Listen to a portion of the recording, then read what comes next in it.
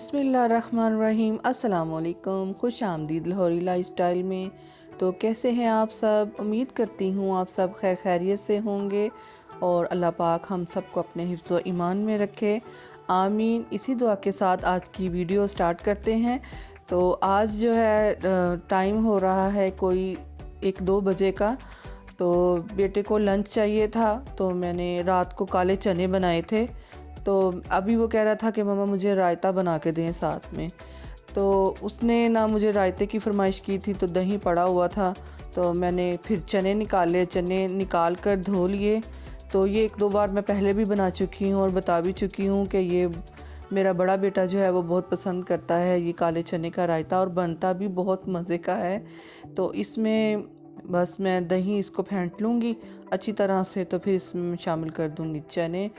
और दही जो है वो पड़ा हुआ था, अगर ना हो जब ख़त्म हो जाता तो फिर मैं दोबारा से देख लेती हूँ फ्रिज में है कि नहीं।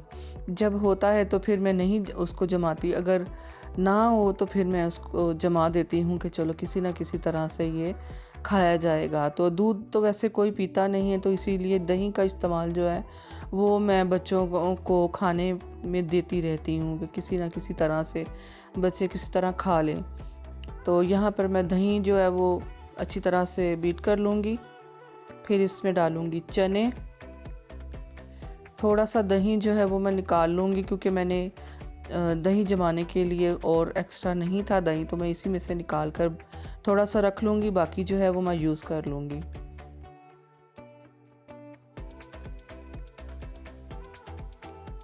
तो यहाँ पर मैं डाल रही हूँ काले चने, और मैंने इसको अच्छी तरह से वॉश कर लिया था पानी से, क्योंकि वो शोरबे वाले थे।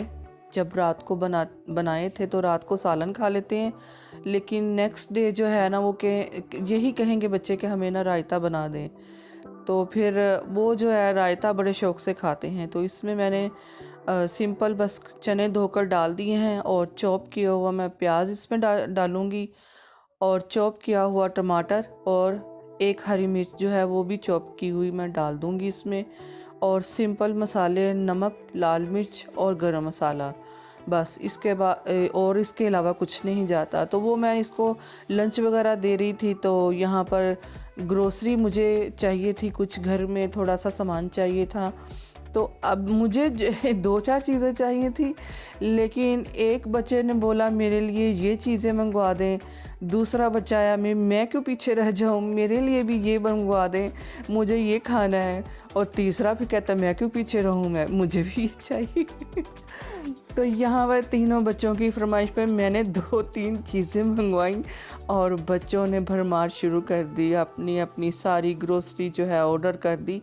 ऑनलाइन मंगवाई थी ग्रोसरी ऐप से। तो मुझे बोनस चाहिए था वाश बेसन के लिए, तो बाथ के लिए चाहिए था, और ब्रेड चाहिए थी, कुछ दाल चाहिए थी, और इसमें 1-2 चीज़ें मुझे बस चाहिए, टिक्का मसाला भी मुझे चाहिए था। तो उस वक़्त मुझे ये चाहिए था, लेकिन मैंने कहा कि ऑनलाइन, तो ये ऑनलाइन पे ये सारे ही शुरू हो गए कि हमें ये भी मंगवा दें, ये भी मंगवा दें। और ये सब बच्चों की फरमाइश में आप देखते जाएँ कि क्या-क्या चीज़ें चटर-पटर जो बच्चे खाते हैं, सबकी चीज़ें जो है फरमाइशें ये उन्हीं की सारी चीज़ें हैं। तो मैं तो बस पकड़ी गई 1-2 चीज़ें मंगवा कर। तो इतना वो लंबा जो है ना उन्होंने लिस्ट बना दी कि ये मंगवा लें, ये मंगवा लें। तो बच्चों की फिर सुननी भी पड़ती है। तो ये मैंने फिर अपने लिए तो मैंने 2-4 चीज़ें मंगवाई थी, अब देखते जाएँ क्या-क्या चीज़ें निकल रही हैं। कोई कैंडीज़ है, चॉकलेट है, और पता नहीं क्या-क्या चीज़ें इन्होंने मंगवाई हैं। देखते जाएँ आप भी, मैं भी देख रही हूँ। बच्चे जो हैं चटर-पटर ज़्यादा चीज़ें खाते हैं। उनको ये होता है रात को जब बैठते हैं, सब बच्चे आपस में बैठ जाते हैं या कोई गेम वगैरह खेल रहे होते हैं, फिर इनका मुँह चल रहा होता है कि घर में कुछ है नहीं, कुछ है नहीं। ख़त्म हो जाए चीज़ तो फिर उन बड़े उदास से हो जाते हैं, फिर रात इनकी गुज़रती नहीं है। तो इसीलिए कुछ ना कुछ फिर स्नैक्स वगैरह जो हैं बच्चों के लिए घर में होने चाहिए। तो चाहे छोटे छोटे हों बच्चे या बड़े हों, तो चीज़ें तो बच्चों को चाहिए, बच्चे तो बच्चे ही रहते हैं। तो इसीलिए फिर जो जो कहते गए फिर मैंने उनको कहा कि आप खुद ही फिर लिस्ट बना के ऑर्डर कर दें, फिर हम माँ बाप तो यही कर सकते, पे कर देंगे, बस हमारा काम यही है। तो खैर बच्चों के लिए कमाते हैं, मेहनत भी बच्चों के लिए करते हैं, सब कुछ बच्चों के लिए करते हैं, तो फिर उनकी फरमाइशें भी तो ज़ाहिर पूरी करनी है।